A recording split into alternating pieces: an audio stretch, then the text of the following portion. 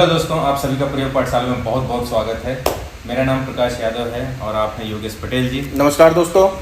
Yogesh sir, आज का topic सबसे पहले आप लोग क्लियर करते हैं कि टॉपिक क्या है। आज सर अपन रिटायरमेंट प्लानिंग के बारे में बात करेंगे। किस एज पे और किस टाइम पे हम प्लान करें कि हमारा बहुत अच्छे से रिटायर्ड हो, रिटायर्ड लाइफ हम बहुत खुशनुमा और जैसा हम रिटायर्ड के पहले जी रहे थे, रिटायरमेंट के बाद भी हम वैसी लाइफ जी सकें, उससे बेटर भी जी सकते, उससे बेटर भी जी सकें। ठीक है, तो आज का टॉपिक है रिटायरमेंट प्लानिंग। तो रिटायरमेंट प्लानिंग को हम लोग एक बार थोड़ा सा अपने पॉइंट वाइज हम लोग समझने की कोशिश करते हैं कि हमें रिटायरमेंट प्लानिंग पहली बात की होती क्या है, कब हमें लेनी चाहिए। ये सबका इंडिविजुअल वैसे के लिए होता है, पर फिर भी एक हमें एज्यूम करना चाहिए कि हमें कब रिटायरमेंट ले लेना चाहिए, क्योंकि एक तो होता है जो प्री डिफाइंड एज में हो ही जाती है, और कुछ जगह पे आज के डेट में से ट्रेंड है। लोग ऐसे हैं कि लोग 30 साल 40 साल में सोचते हैं कि मैं तो रिटायर हो जाऊंगा। तो सबसे पहले हम लोग यहाँ से स्टार्ट करते हैं, रिटायरमेंट प्लानिंग से हमें क्या समझ में आता है। सर एक्चुअली रिटायरमेंट कॉन्सेप्ट बहुत पुराना है। लोगों ने कहा डॉक्यूमेंटेड, गवर्नमेंट पहले क्या करती थी कि नॉर्मली ऐसा रहता है कि 60 साल की उम्र हो गई मेरी, मैं रिटायर्ड हो गया। हाँ। तो ह्यूमन बीइंग ने, हम सब ने ये सोसाइटी में एक मेंटेलिटी बना ली है कि 60 साल मतलब रिटायरमेंट। एक्चुअली वो सर्विस का रिटायरमेंट है। हाँ। जो हम वर्किंग कर रहे हैं, जिस उस पे जा रहे हैं। हाँ। किसान आप देखेंगे, फार्मर, उनका रिटायरमेंट क्यों नहीं आता? क्योंकि वो जॉब पे नहीं है। जॉब पे नहीं है, राइट। जॉब पे अब किसी में, अभी पहले 60 साल कॉमन था, अब तो 65, 62, बहुत सारे मेडिकल इंडस्ट्रीज में आप देखेंगे, हॉस्पिटलाइज में 65 तक रिटायरमेंट हो रहा है। हाँ, तो फिर जॉब के अकॉर्डिंग रिटायरमेंट चेंज होते हैं। किसी का 58 में हो रहा, किसी का 60 में हो रहा। आप डिफेंस में चले जाएंगे तो रिटायरमेंट बहुत जल्दी हो जाते हैं। अभी तो 4 साल वाला ये स्कीम आ गया। हाँ, तो ये तो इसलिए तो अब मैं रिटायरमेंट, अपन उस रिटायरमेंट की बात करना चाह रहे हैं कि जो रिटायरमेंट आप मेंटली रिटायर्ड, बिल्कुल आप खुद फ्रीडम चाह रहे हैं कि यार मैं अब वर्किंग नहीं करना चाह रहा हूँ।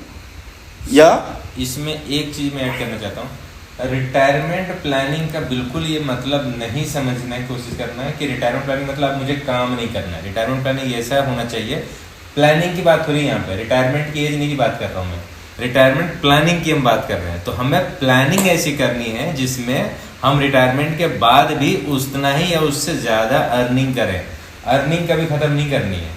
अच्छा, इसके ना 2 फेज हैं। पहला देखिए, कोई भी चीज हम लाइफ जी रहे हैं तो 2 फेज आते हैं। पहला इन्वेस्टमेंट वाला पार्ट आता है। इन्वेस्टमेंट, तो लाइफ भर हम करते क्या है? Investment, investment, investment, investment. तो जो हम रिटायरमेंट का ना, रिटायरमेंट का मीनिंग ये है उस इन्वेस्टमेंट से आने वाला रिटर्न जिसको हम एंजॉय करेंगे। exactly. वो तो अभी क्या हो रहा है कि लोग इन्वेस्टमेंट ही कर रहे हैं, मतलब 55 हो गए इन्वेस्टमेंट कर रहे हैं। हाँ। 60 हो गया इन्वेस्टमेंट कर रहे हैं। हाँ। क्यों? क्योंकि या तो प्रॉपर उन्होंने प्लानिंग की नहीं है कि किस तरीके से मूव करना है। हाँ। या फिर उनकी प्लानिंग के डिसीजंस ऐसे रहे हैं कि वो जाने के बाद वो हमको अगेन वो 55 में पहुंचने के बाद वो जीरो में खड़े हो गए कि यार नहीं, फिर स्ट्रगल करना है। बिल्कुल। तो उसके लिए हम ये बात करना चाहते हैं कि रिटायरमेंट प्लानिंग कैसे प्लान करें, उसकी स्ट्रेटेजीज क्या है, उसके इन्वेस्टमेंट के ऑप्शंस क्या है, कैलकुलेशंस क्या है। क्योंकि देखिए, मनी है ना, वो कैलकुलेट होती है।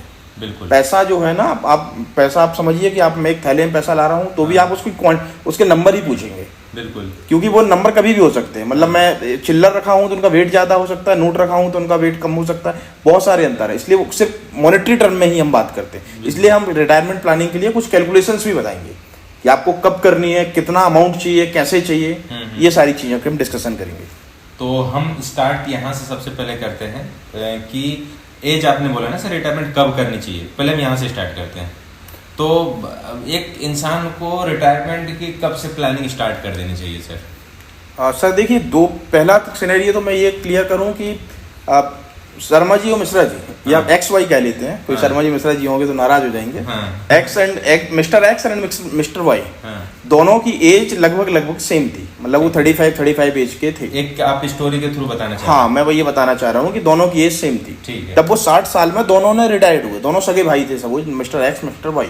60 साल में रिटायर्ड हुए। तो आप देखेंगे कि दोनों की लाइफ में अंतर है, लिविंग स्टैंडर्ड में अंतर है। बिल्कुल।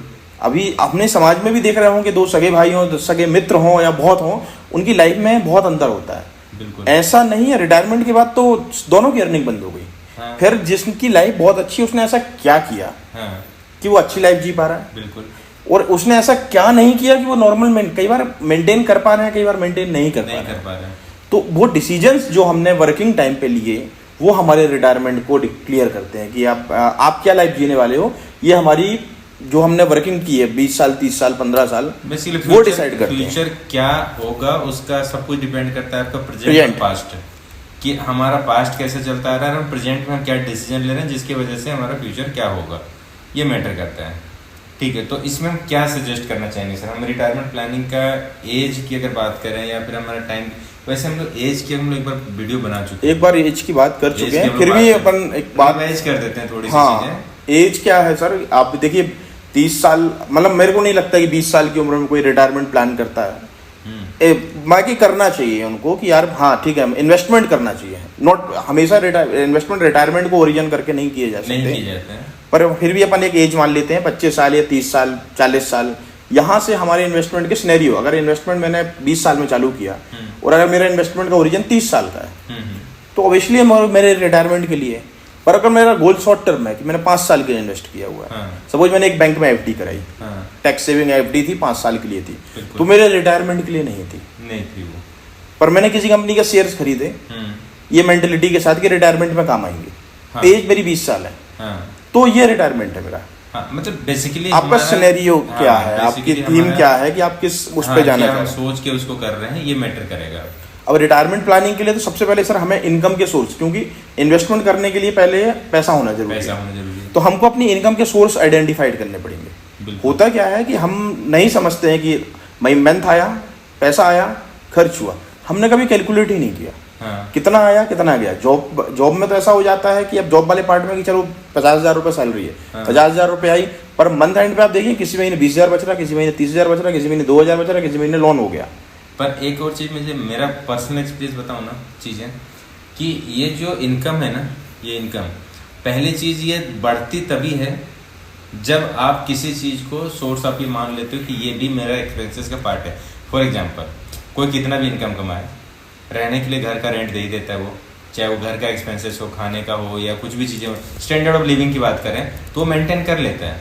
फिर अचानक उसकी शादी होती है, चीज़ें होती है, कुछ और चीज़ें होता है तो उसका भी मेंटेन कर लेता है। फिर वो जब हम प्लानिंग सुनता है, वो सारी चीज़ करता है, फिर वो प्लानिंग स्कीम भी ले आता है, स्कीम में इन्वेस्टमेंट करना स्टार्ट कर। बेसिकली ये सारी चीज़ें स्टार्टिंग से कर सकता था, पर स्टार्टिंग में हमारे थॉट नहीं होते कि हमें उसके लिए भी बचाना है। अगर डे 1 से फर्स्ट मंथ से जब से हम अर्निंग का स्टार्ट करते हैं ना, अगर उस टाइम से अगर हम ये कैलकुलेट कर लेना कि एक पार्ट, देखो रेशियो जो है ना, शुरू में हम जो बात कर रहे थे अभी कि हम प्लानिंग की बात कर रहे थे कि हमें एज में किस एज में कितना रिस्क लेना चाहिए, जो मैंने रिस्क का वीडियो बनाया था, मुझे ऐसा लगता है ना कि उसके अकॉर्डिंग आपको ये भी करना चाहिए कि मेरी इनकम जो भी है इसका रेशियो अभी कम कर दो इन्वेस्टमेंट, क्योंकि अभी स्टार्टिंग है जॉब का, बिजनेस का या किसी चीज़ का अर्निंग का, तो स्टार्टिंग में आप ना रेशियो कम कर दो। पर रिटायरमेंट प्लानिंग का आप आज से भी कर सकते हो।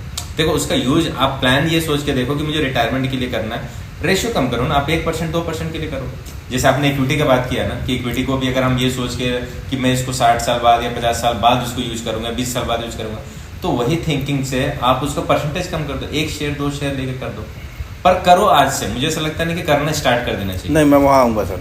सबसे पहले मैं अपने मतलब एक प्रोसेस है, मुझे ऐसा लगता है कि आइडेंटिफिकेशन ऑफ इनकम, मतलब आप अपनी इनकम के सोर्सेज पहले आइडेंटिफाई करें, बिल्कुल करें कि कहाँ से आपकी इनकम हो रही है, उनकी क्वांटिटी क्या है, उनका वॉल्यूम क्या है, वो अर्निंग क्या है, मॉनेटरी टर्म में पैसा कितना है। उसके बाद हम अपने मंथली एक्सपेंसेस एवेल्युएट करें कि मेरी इनकम इतनी है, उसके अगेंस्ट से मेरे एक्सपेंसेस जो फिक्स है। देखिए एक्सपेंसेस किसी मंथ ऊपर नीचे हो सकते हैं, पर एक फिक्स एक्सपेंसेस भी एक रहता है ना कि अनुमानित हम बता सकते हैं कि मेरे महीने में मेरे वेरिएबल की 10,000 रुपये मेरे एक्सपेंसेस लगते हैं मुझे महीने में, इतना मेरा महीना है।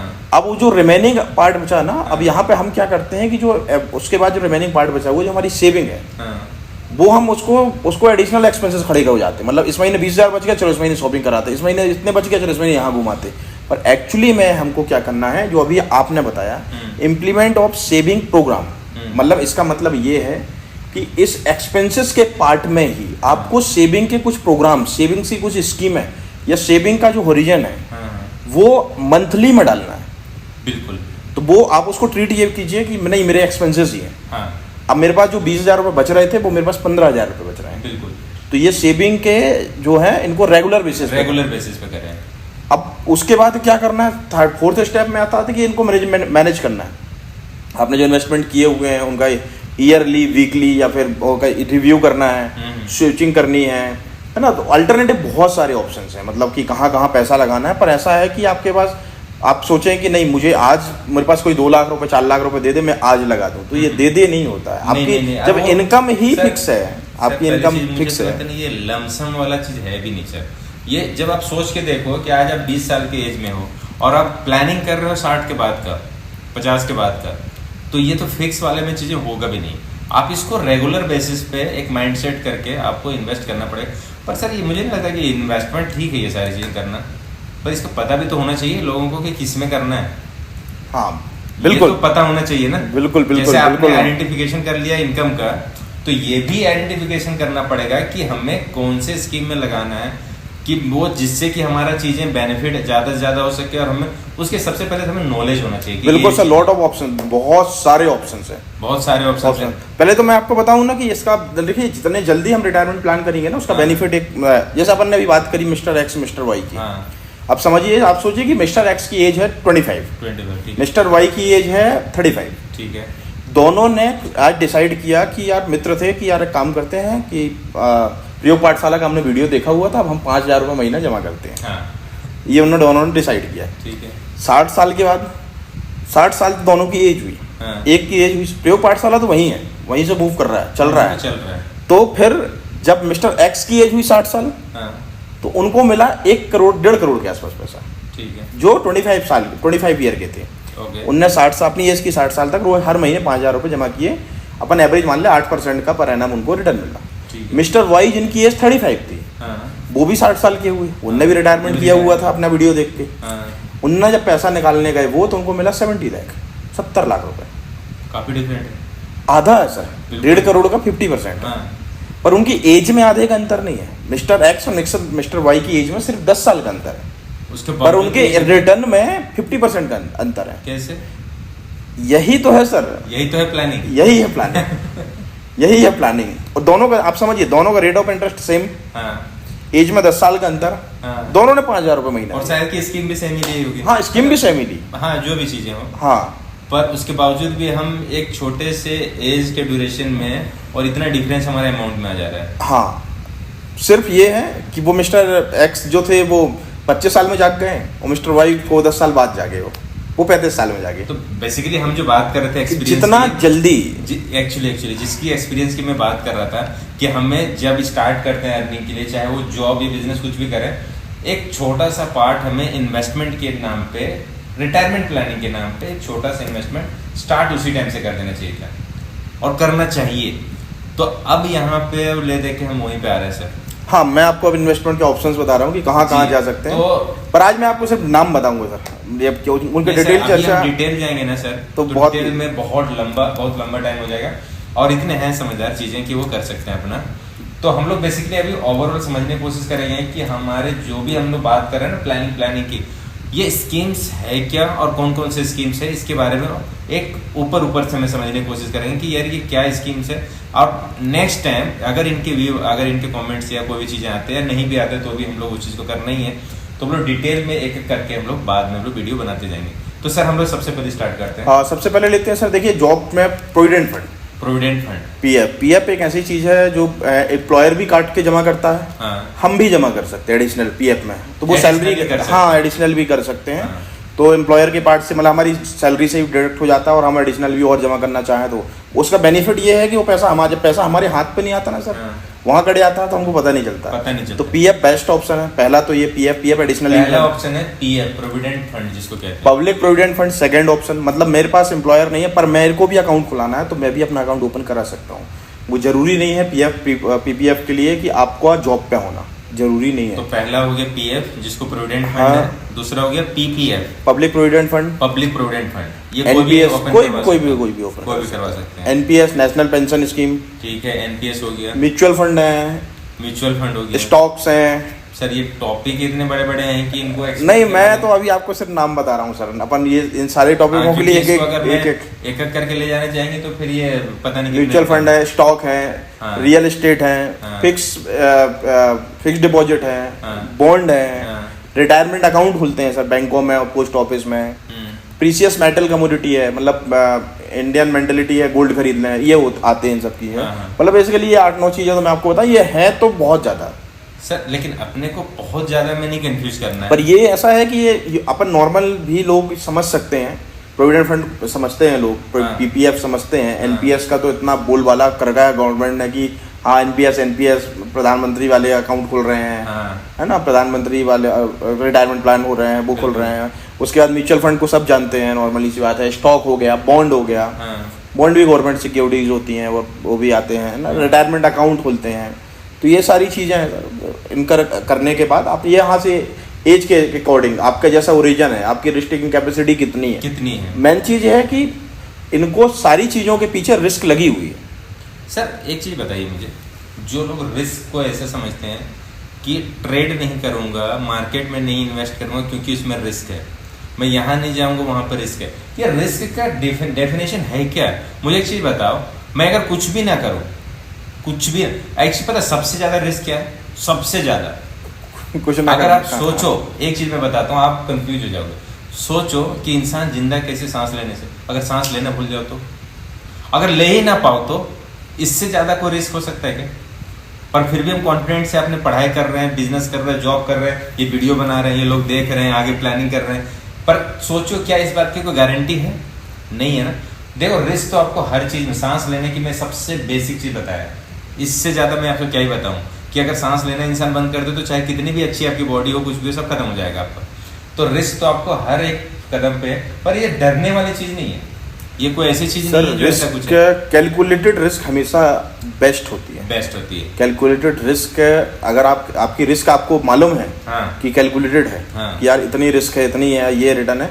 और दूसरी बात, आपकी एक्सपेक्टेशन के हिसाब से ही रिस्क होती है। आप कहा ना कि मेरे को कोई रिस्क नहीं लेनी, भाई ये कोई रिटर्न नहीं आएगा आपके पास, नहीं आएगा।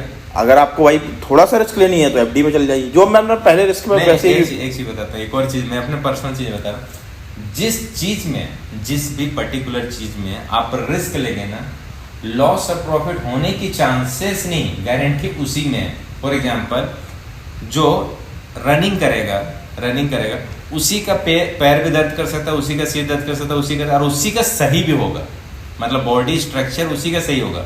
जो एक्सरसाइज करेगा उसी को बेनिफिट और उसी को नुकसान उसमें हो सकता है। तो रिस्क आप जिस चीज में लेंगे ना, रिवॉर्ड आने की उसी में रहेगा। आप कुछ भी नहीं करेंगे, काम भी नहीं करेंगे, कुछ नहीं करेंगे, पैसे अपने आप नहीं आएगा। तो पैसे के लिए, अर्निंग के लिए, फ्यूचर प्लानिंग के लिए आपको उस चीज में तो रिस्क को लेना पड़ेगा।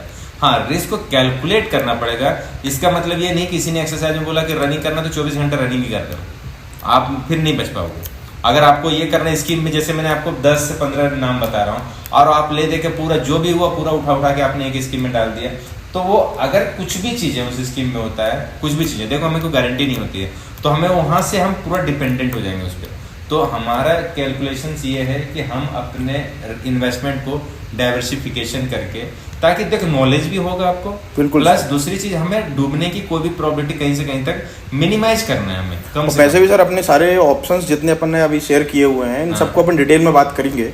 नहीं, ये एक करके सिंगल करके सारे वीडियोस आएंगे और उसमें हम पूरे डिटेल में बात करेंगे कि जैसे हमने अगर पीपीएफ की बात करें या फिर हम कोई भी अगर स्कीम्स की बात करें, वो स्कीम में हम लोग डिटेल में बात करेंगे, उसको कैसे ओपन करना है, क्या करना है। और अगर आप किसी चीज में स्टेज में हैं, जो अगर आप चाहते हैं कि अगर मुझे सबसे पहले उसका वीडियो आना चाहिए, तो आप कमेंट कर सकते हैं, तो हम सबसे पहले उसकी बिल्कुल सर, बिल्कुल, है ना। और सर कुछ हम इसमें और कुछ बताना चाहेंगे? नहीं सर, मतलब मेरे ख्याल से अभी तो सफिशिएंट है। अभी हमारा इंट्रो है, इसमें हम लोग इसमें रहने देते हैं। नेक्स्ट वीडियो जाएगा जो हम लोग इसमें जो करेंगे, हम लोग डिटेल में जाएंगे, तो कोई 1 या 2 स्कीम लेकर हम लोग वीडियो बनाएंगे, जिससे कि इनको ज्यादा, क्योंकि इतने देर भी बहुत देर बैठेंगे। प्रोविडेंट फंड पे बात करेंगे सर अपन। हाँ, पीपीएफ की बात कर सकते हैं दोस्तों। नेक्स्ट वीडियो पे हम प्रोविडेंट फंड की बात करेंगे, जो इस इन्वेस्टमेंट के रिटायरमेंट के लिए प्रोविडेंट फंड पे हम बात करेंगे। प्रोविडेंट फंड के बहुत डिटेल में हम प्रोविडेंट फंड पे बात करेंगे, बिल्कुल।